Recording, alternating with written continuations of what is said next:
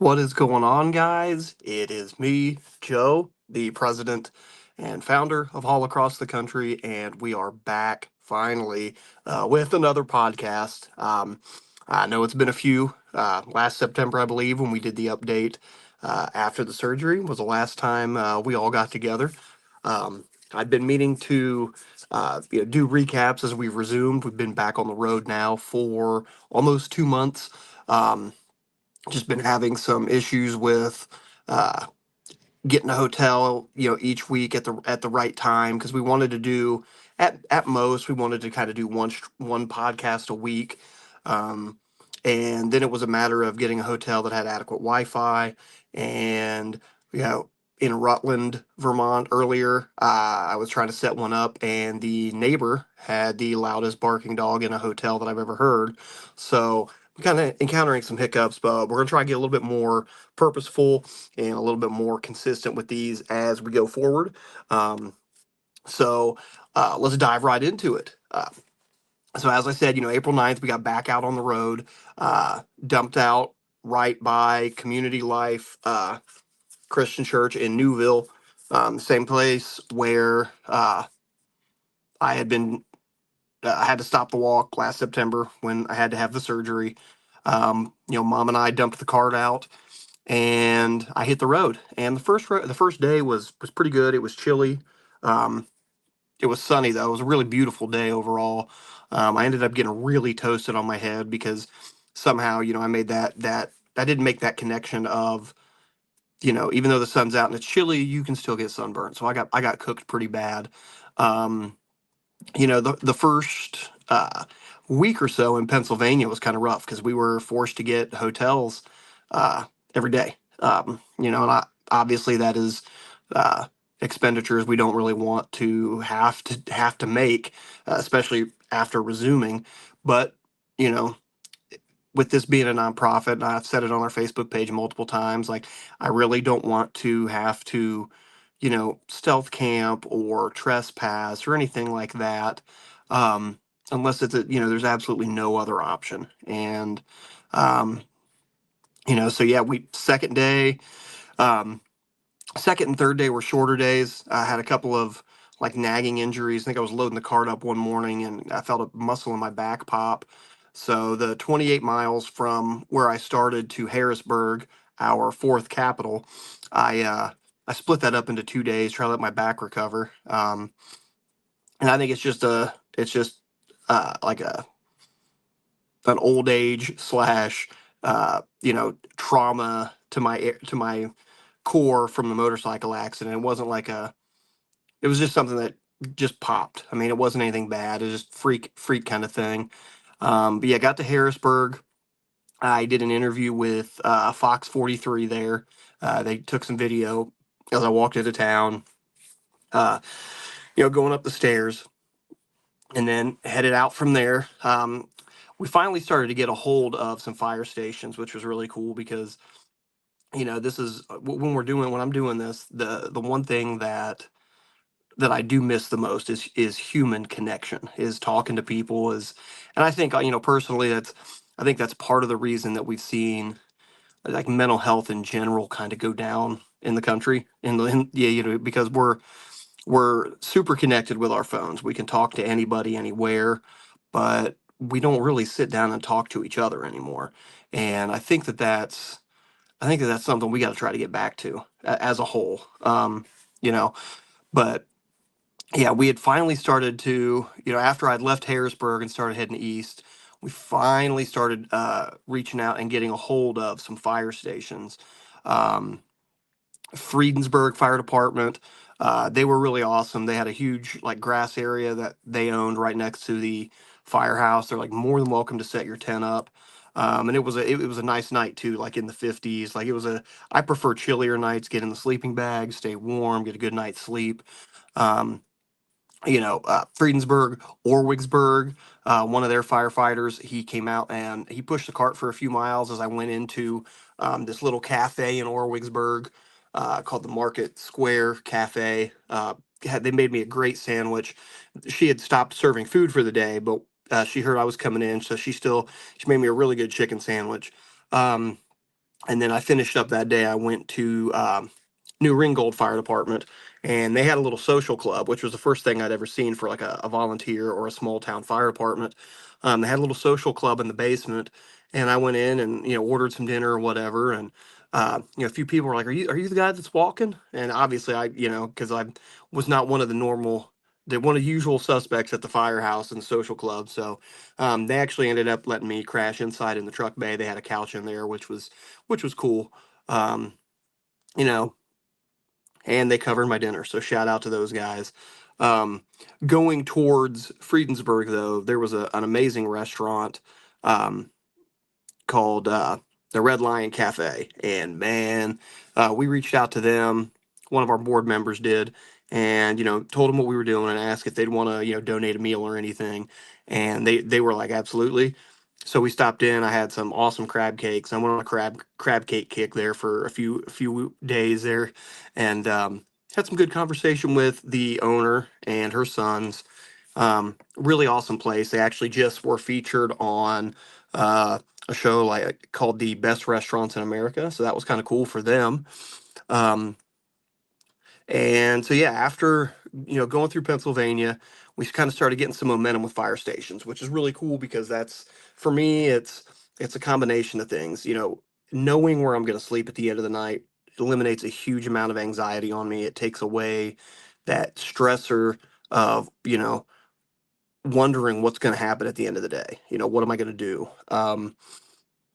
And again, like I said, the ability to sit down and talk to people, doing this, and I understand that this walk is in and of itself is a lonely endeavor. Like I've done this before, um, but this time, it definitely seems more lonely than the original walk.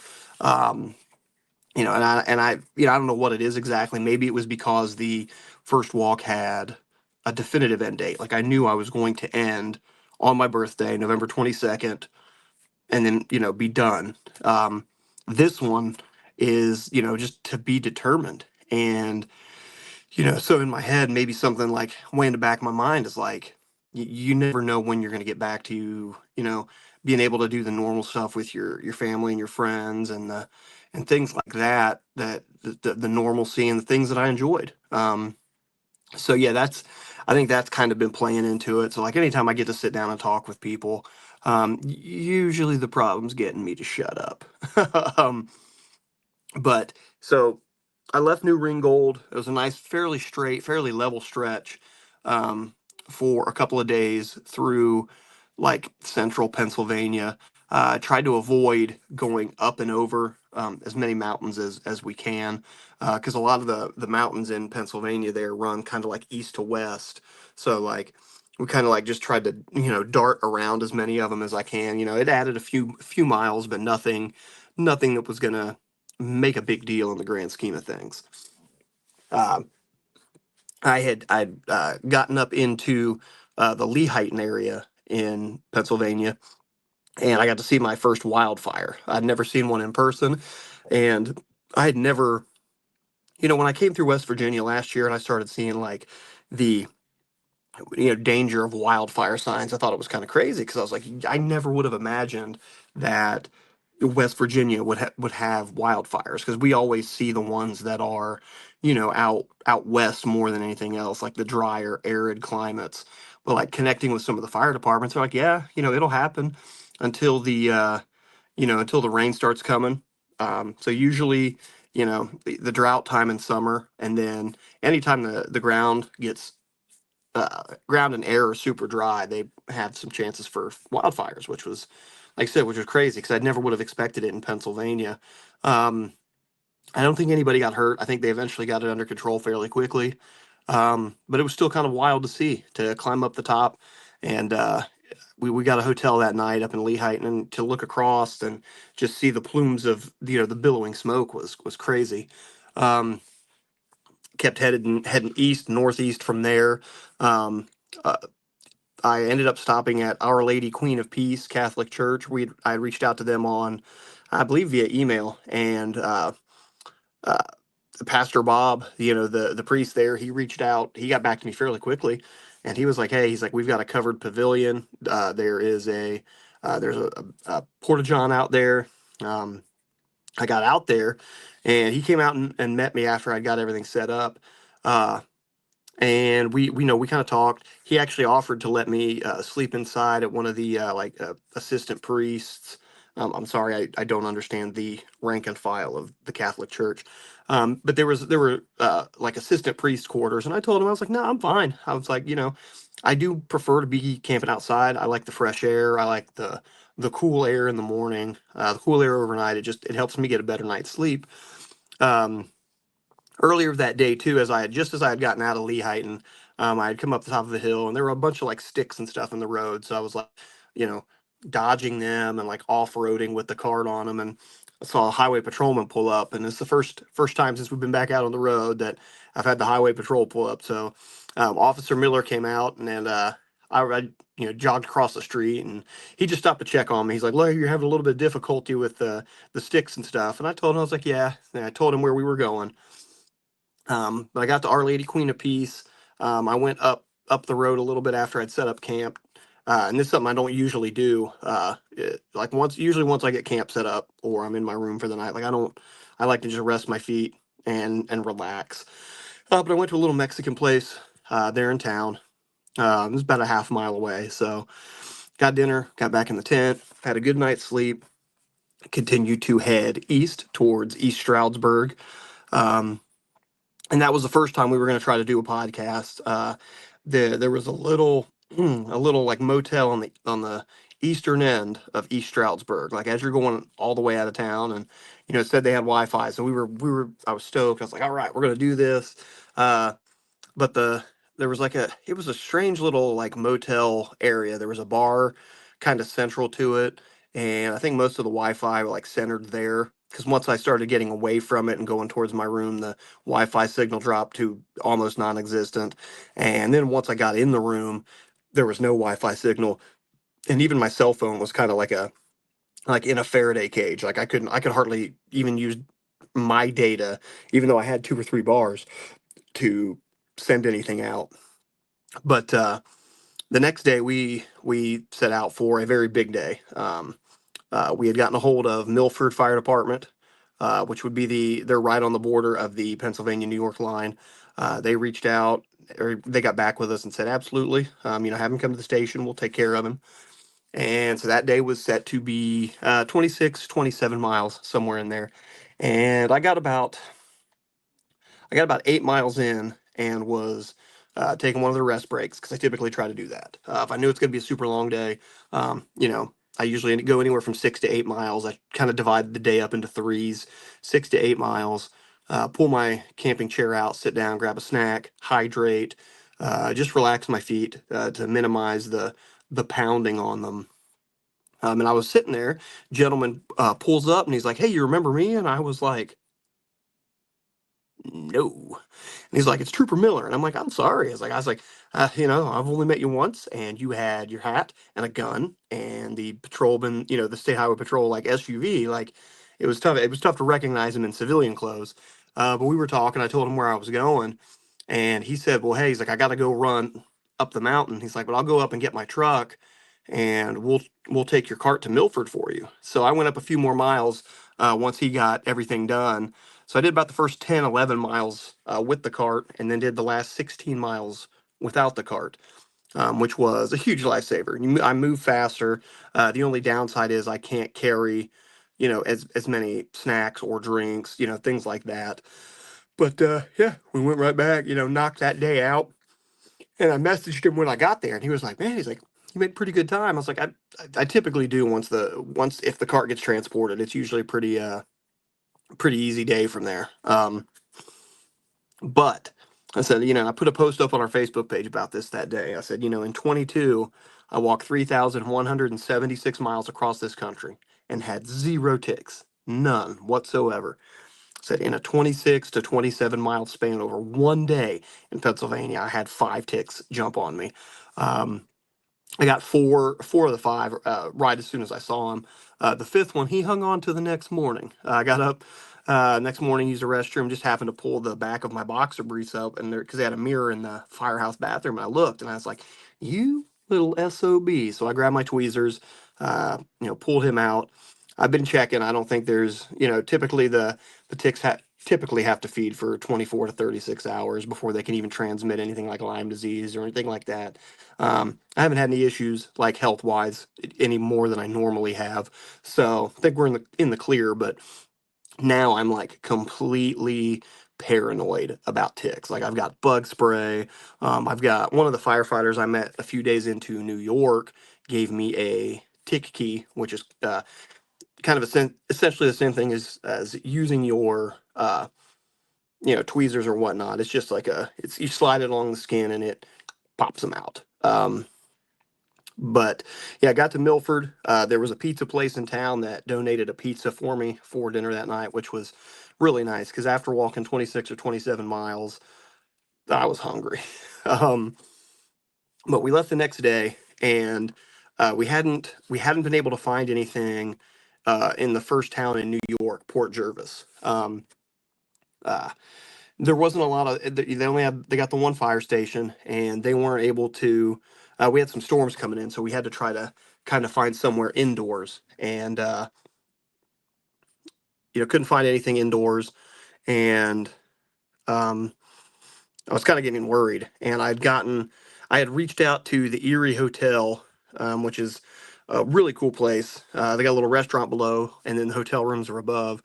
I had reached out to him a couple of days earlier, told him what we were doing, and hadn't heard back, and um, I was just getting to the bridge, and the Erie Hotel is almost right across the bridge, like right into Port Jervis. Get across, I'm coming up on the bridge, and I see a Facebook message come through, and they're like, "Hey, stop by. We'll take care of you." Um, and they did. They uh, gave me a room for 2 nights. For the Friday night, the night I was there, and then for Saturday the next day, because there was quite a few storms coming through. And it's like I don't mind rain, but lightning, if lightning's where I draw the line.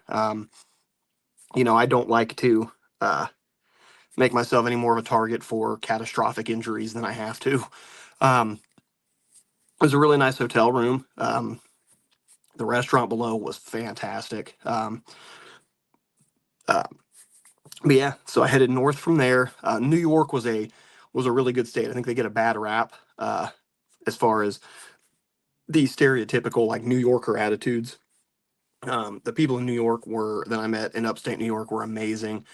We hit a string of just so many fire stations that reached out, and whether it was a place to put the tent up or crashing inside, like I mean, and I'm probably gonna forget some, but it was like Summitville, Stone Ridge, Ackerd, Ulster Hose Company, all these fire departments reached out, once we got a hold of them and we're like, yeah, we'll help however we can. The uh, one of the lieutenants or assistant chiefs in Ackerd took me out to dinner one night.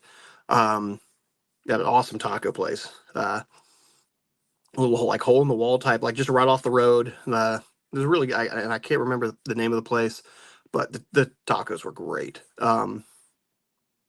And but got a little bit further, and the as we were getting towards Albany, I had reached out, or actually, I had reached out and wasn't having any luck.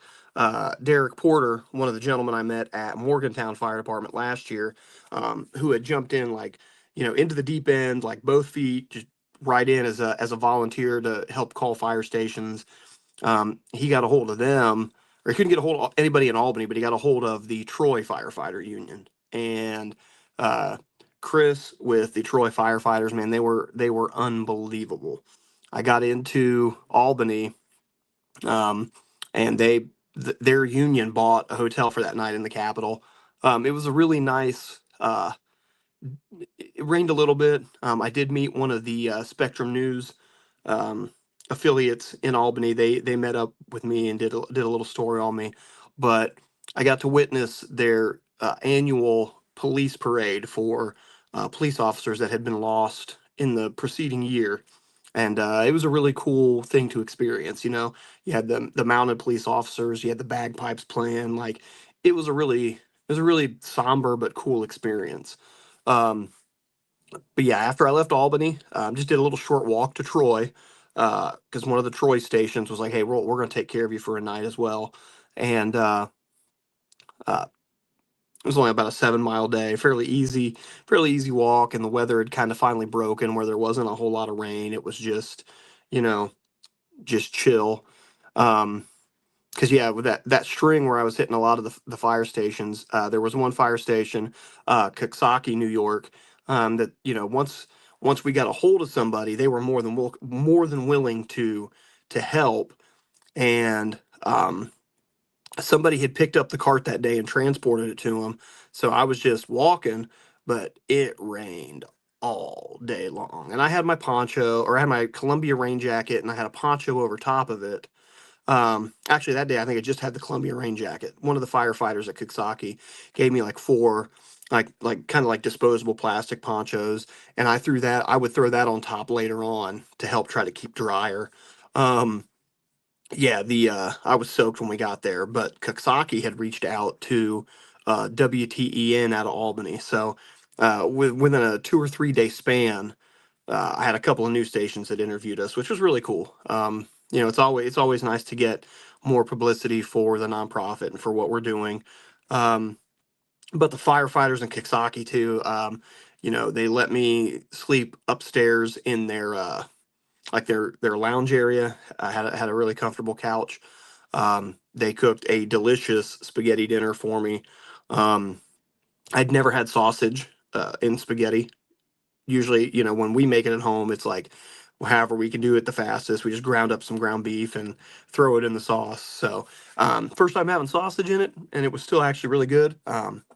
But yeah, it was, and we sat around the table and had some awesome conversation, just kind of shot the bull for a while. Um, but yeah, I get through Albany. I started heading out of town, and I ended up spending a night at an animal sanctuary, which was really cool. Tracy, the owner, was really awesome. Once we finally got in touch with her, I love animals, and so I pet the whole. I get to see my first Clydesdale up close. Those things are just gigantic. Um, you know, Yep, petting the mini horses and the goats, and yeah, even the Clydesdale giving him some nose scritches. Um, it was really cool. She's like, "Yeah, we've got a hay barn. You're more than welcome to put the tent up. It's covered. It's dry." Sadly, none of the farm kitties wanted to come in and hang out and stay out of the rain. Apparently, I scared the kitty cats. Um, because we did have a stretch there too, where it was like, this whole stretch through the Northeast has been like from New York to now in Vermont has been rainy. Very few days of sun. Apparently, it's kind of the norm up here, where it'll just rain and rain and rain, and then like once the sun breaks for the summer, they hardly get any. From what a few people have said. Um, yeah, the next day after the animal sanctuary, I only went about 8 or 9 miles the following day to Cambridge Valley EMS. They offered me a place to stay because we couldn't get a hold of the fire station, but the EMS building was more than happy to have me. I sat down with them, really awesome people again. Um, I think it's tough to find not awesome people as far as EMS, paramedics, firefighters, most first responders. Fantastic people. Uh, they also took me out to dinner that night. And it was delicious. We went to a little restaurant out of town, and I mean, like the variety of things they had on the menu. Like I was like, how does like a little diner type place do all of this food? But man, I had prime rib, and I mean, it's really tough. It's tough to make me not like a meal in general. I mean, obviously, if you've looked at me, you can tell I'm not exactly picky. But I think there were like 6 or 7 of us, maybe 8. And it was just fun to sit at the table and joke with everybody.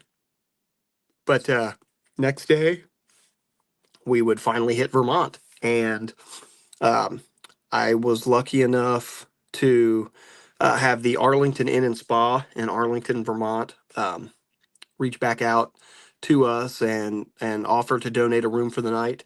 And there was a woman in town, Kayla, who works for the Battenkill County like mental health services, who had donated a she had helped donate part of the room, and then the Arlington Inn donated the other half of it. And Kayla also donated a gift certificate at Ramunto's in town to have dinner that night. And I'm glad they did. It was another rainy, like dreary day, and none of it's ever. Most of the rain that I've been walking through, knock on wood, has been just the kind enough to soak you, like not enough to get you really like just drenched, but it's just consistent, annoying rain. But um, yeah, went and had like I said, great dinner, and then started heading north through Vermont and kind of ran dry on fire stations. Again, it's just tough to get a hold of volunteer stations. There's nobody there 24 hours a day. Um, and one thing that I didn't realize until I had come through this stretch of walk from New York to Vermont, but like 80% of the fire departments in this country are volunteer staffed.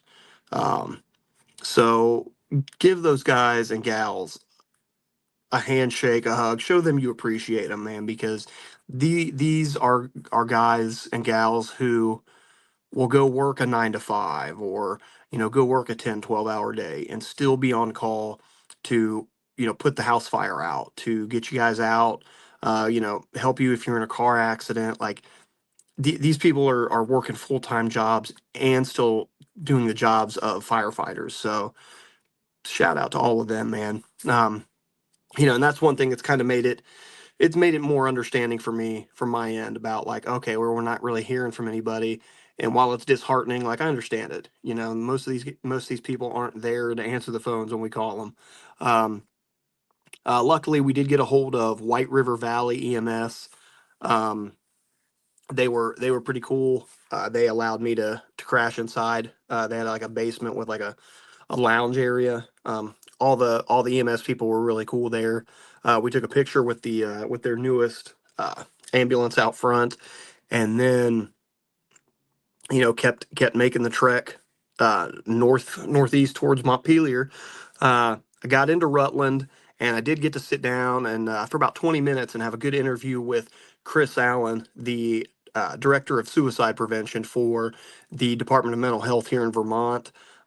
Unfortunately, since we're doing this podcast via StreamYard on the phone, I can't uh, upload that video as part of the podcast. So I'm going to throw that video up as like a short on our YouTube page for anybody that wants to listen to that.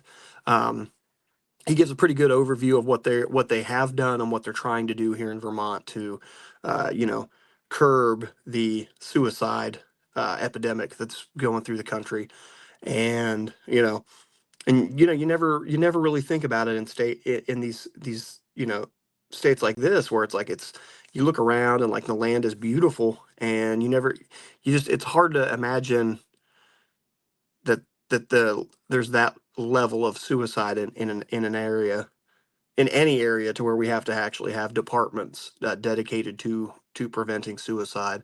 But sadly, that's where we are as as a society, I guess. And it's disheartening, you know. Um, but yeah, so we'll get that video uploaded a little bit later. Um, but yeah, I left Rutland and had to climb up and over a mountain. That was torture, um, especially because I was pushing the cart. It was a fairly big climb, fairly consistent climb, and but I got up and over the mountain. Got a hold of the Clear River Inn. They weren't really in season yet, so they had plenty of rooms. They donated a room. I went down to the Clear River like tavern that's right behind the hotel, or right behind the inn. Um, a few of the patrons there and one of the bartenders donated my meal there, which was great. It's a nice place, really like crazy to run into, like a really like nice inn just in the middle of nowhere. You just boop, here it is. Um, and this is over there, and the state itself is like a lot of ski country. So there, that stretch, I'd run across a couple of like inns and things like that, which were I'm assuming were mostly designed for wintertime when people come up here to ski. Um, but yeah, got through that. Continued to march northeast, and about a week ago we got to Montpelier, our sixth capital, and I took a little trip home to surprise my cousin and my mom for my cousin had an album release show, and my sister and I just like to try to surprise my mom in unique ways. About 10 years ago, when I went to Arizona for work, they would send you home like every 6 or 7 weeks, if the staffing was good, to let you kind of see your family before you come back out. Depending on the length of your commitment, I ended up being out there about 6 months, so I got to come home a couple of times. But one time, my sister like took my mom out, or my mom was at work. I can't remember which one it was, but I got in there and like I got into the shower, like in the bathroom in the shower, lights are off. And I'm texting my sister. I said, "Hey, I'm here, everything's set up." And so my sister comes over and she's like talking to my mom, and like I start like rubbing my feet in the bathtub, trying to make just enough noise to make her like interested. And my sister knew what I was doing, so she was like, my mom goes, "Did you hear something?" So you could hear her mute the TV, and I'd be like, rubbing the rubber on the bottom of the bathtub, and my sister was like, "Yeah, something. Is there something in the bathroom?" And so you could hear him like you heard the door open, and uh, as soon as the light flipped on, like I jerked the shower curtain open. I was like, "Surprise!" And my sister has it on video. It would be on my old Facebook page that was hacked a few years ago. But my sister got it all on video, and I'm fairly certain we gave my mom her first legitimate heart attack. She was definitely not expecting to see me, and out of nowhere like that. So we tried to set something up like that. My friend Randy, good friend Randy, picked me up in Columbus after a 25-hour Greyhound ride. Whew. Um, Dropped me off at my sister's house. We went to, she calls mom and says, "Hey, I'm ready to have breakfast if you want to meet me over at Waffle House." So I went in the Waffle House bathroom and was waiting. And I told Kelly, I was like, "Make sure that you sit so mom's back is to the bathroom."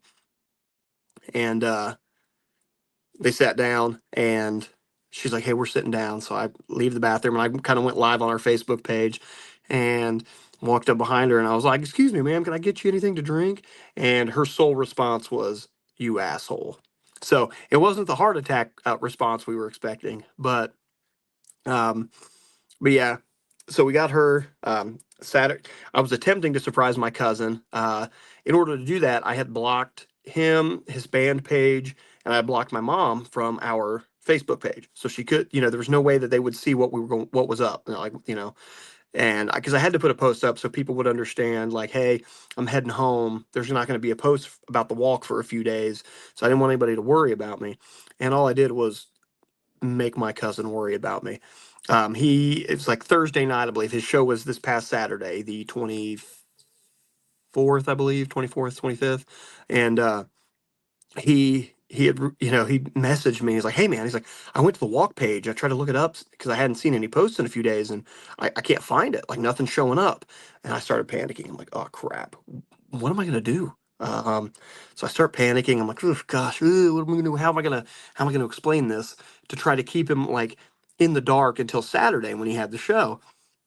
And I'm like, I was like, "Well, here, let me look at it." And then I went on my personal Facebook page and I blocked him on there. And then I moved over and started texting him. I'm like, "Dude, I don't know what's happening. I can't log into anything. I can't even message you."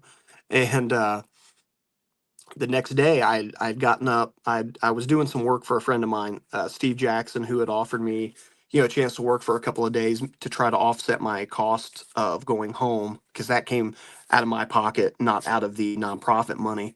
And I'm sitting there. We had pulled up to the first kind of like job we had for the day, and he sends me a text. My cousin. He's like, "Hey, I wanted to let you know I've reported all your profiles as being hacked." And I'm like, "Oh God." The last thing I need is to get shut out of the walk page, my own page. So I unfortunately had to reveal to him early what we were doing. I was like, "Hey, man," I was like the reason you couldn't see anything is because I had to block you and I Died Trying, his band, and mom, because I'm going to be at your show Saturday. Like, we were trying to surprise you." I was like, so I unblocked him, and he had some choice words for me that, due to this being a PG and family friendly podcast and experience, I won't repeat. but it was on brand with my cousin and I's relationship. We'll just leave it at that. Had an excellent time at his show. Um, Monday, I got back on a bus on Memorial Day for a 29-hour trip back. Um, Man, my butt was so sore from riding on that bus. Yeah, they stop every couple of hours, but ever since my motorcycle accident, I can't sit for long periods of time without, having my butt getting in some pain. Um, it was a good experience back home.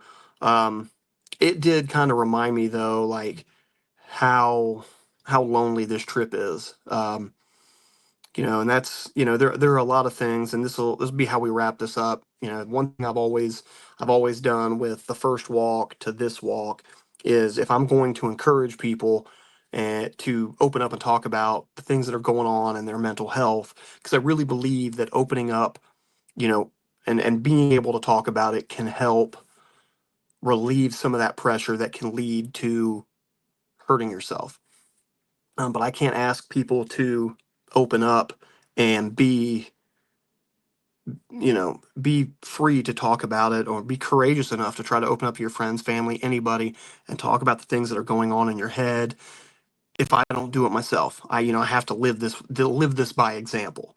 Um, and the lonely aspect does get to me at times. Um, I know a lot of I don't and I say a lot of people, maybe none, but I'm sure there are some people out there that feel like, oh, this is just uh, a vacation for me. This is fun, and I'm like, are there fun aspects? Yeah, I love to meet people and I love to sit down and talk to people, but that's the extent. Like I didn't save money back on my end for me for anything like fun related. I saved money to pay my cell phone bill, all my personal bills, and that was it. You know, I didn't save money to where, like, if I come into, you know, like when I get to Boston, I didn't save money to go see a Red Sox game, because who wouldn't want to see a game in Fenway Park, just as a baseball fan, or a red-blooded American. I didn't save any money to do things like that, and because it was, for me, this is more of like a business trip, I guess. Like, we're trying to grow this nonprofit so we can achieve these bigger goals once the walk is done. Like, I really don't want this to end with, I hit Columbus and then I start walking home, and then the board, breaks apart and we all go back about our lives. Like, I want to continue to do this and to try to impact people in a positive way as much as we can. And, it's going to be a long road, and it's just me out here. And at times it sucks.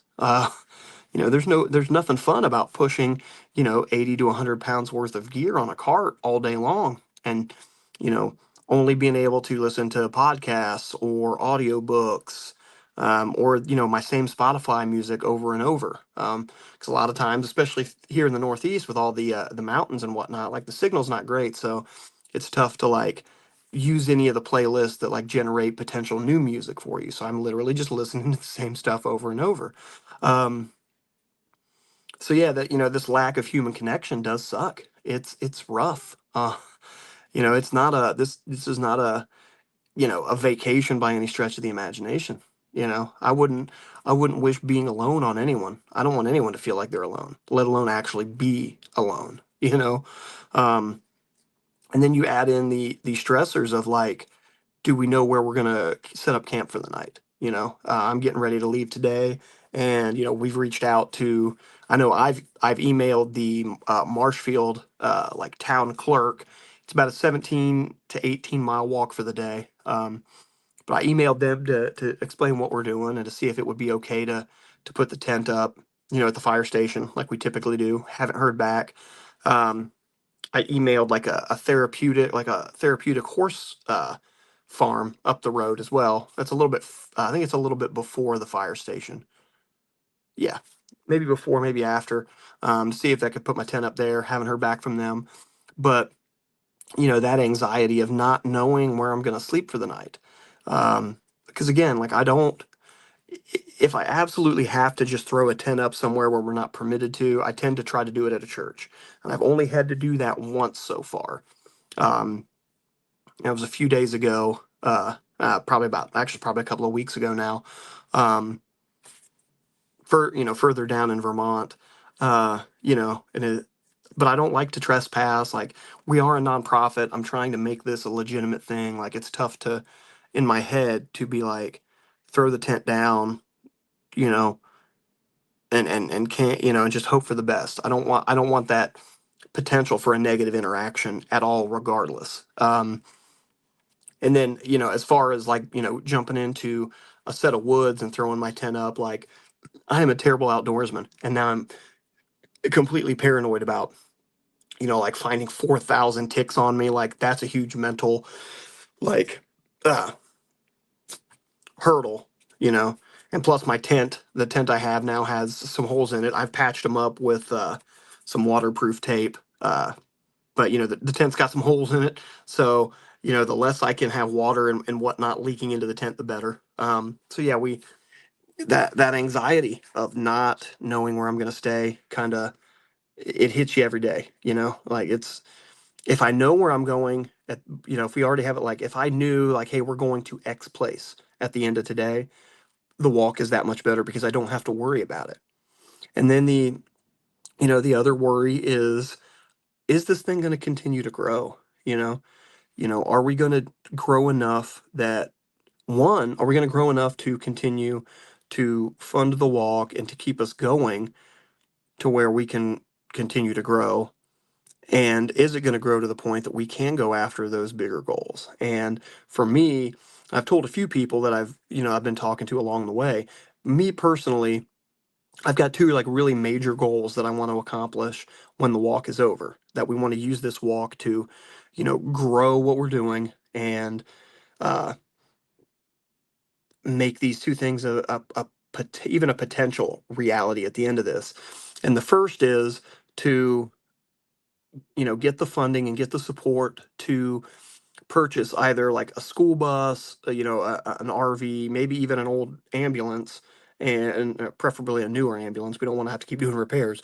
But and fix up the inside and take, like, therapy dogs or emotional support dogs, and do what I'm doing, only without the walking.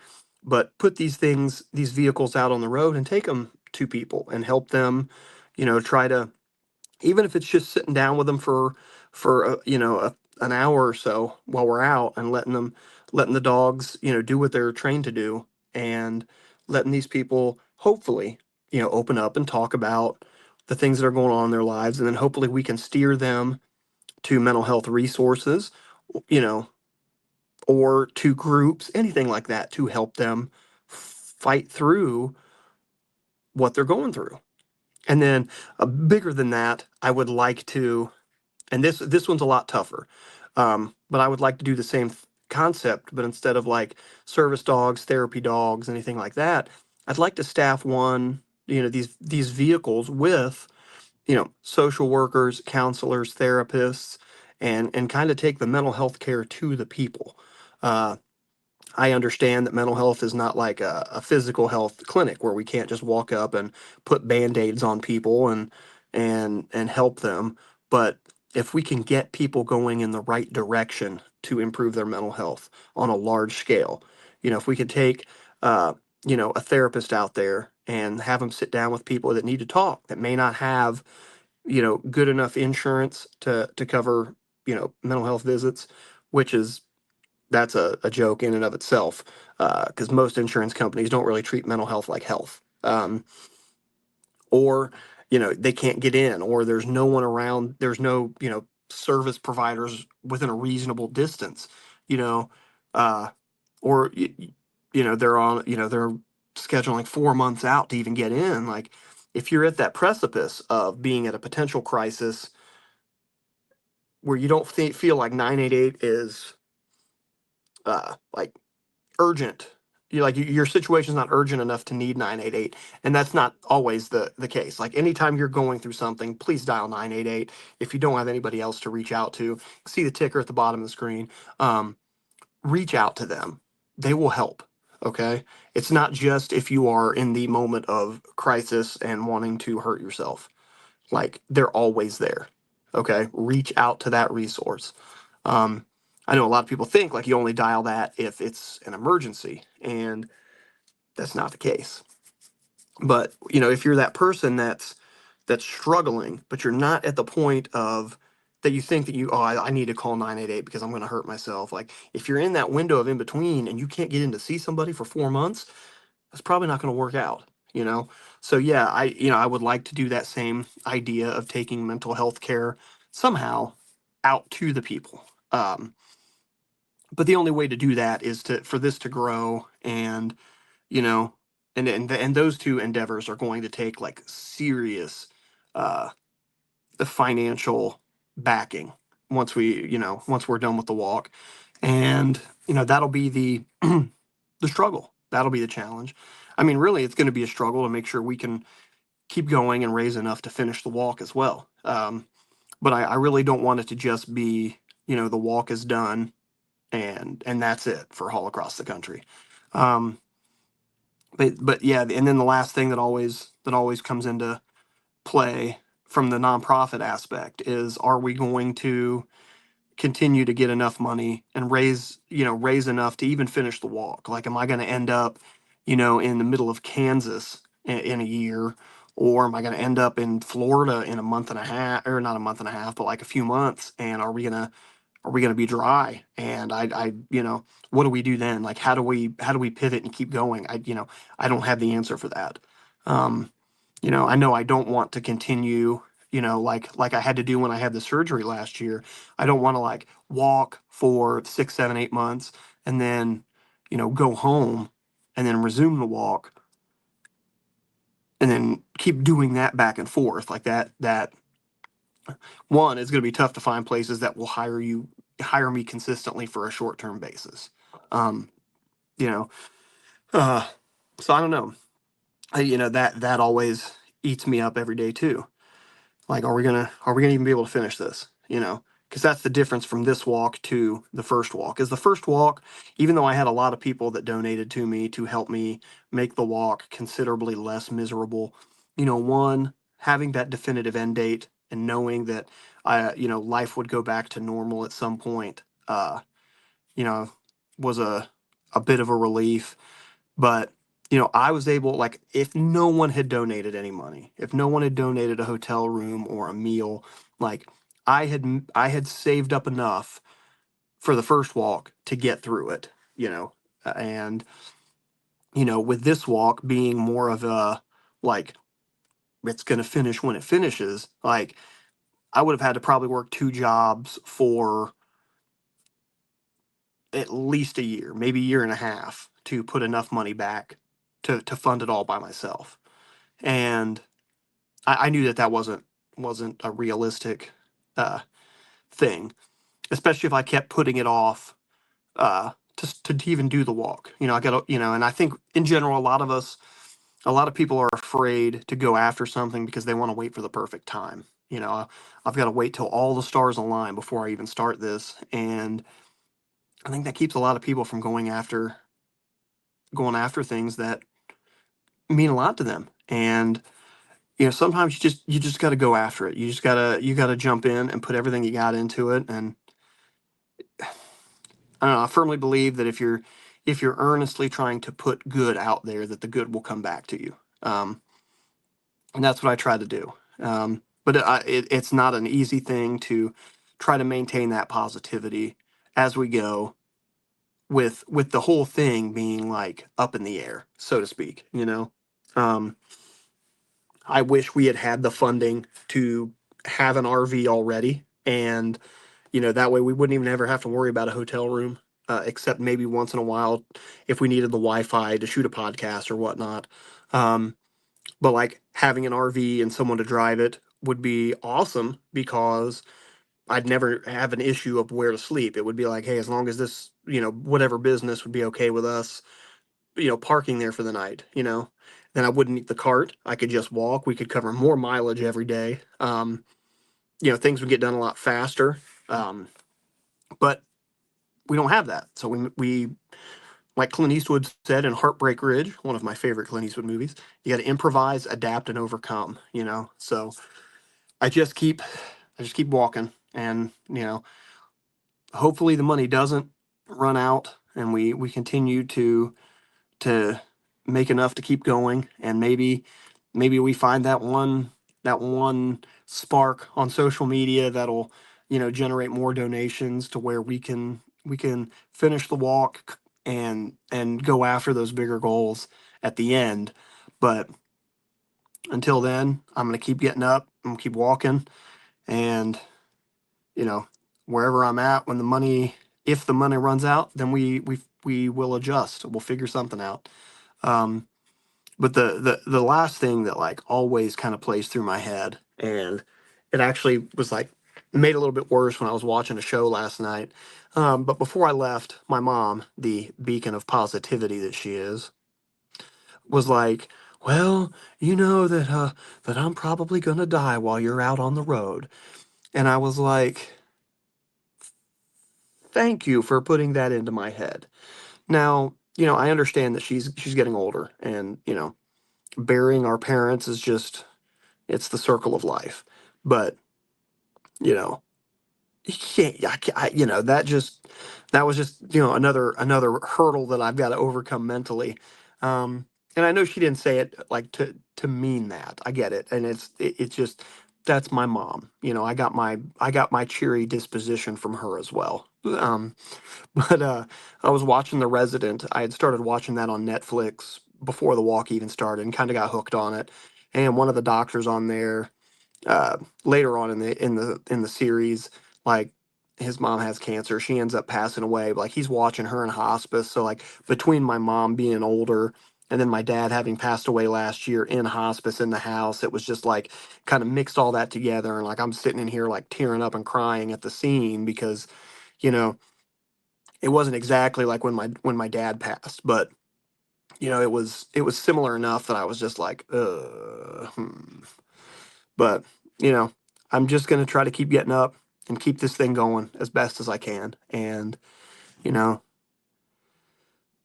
just had hope for the best. That's all I'm doing, guys. I'm gonna keep trying to talk to people. I'm gonna keep sharing my story, and hopefully we can make a difference. Hopefully we've made a difference for you. Um, I love you guys. Feel free, if you feel so inclined, hit up the website www.haulacrossthecountry.com. Click the donate button.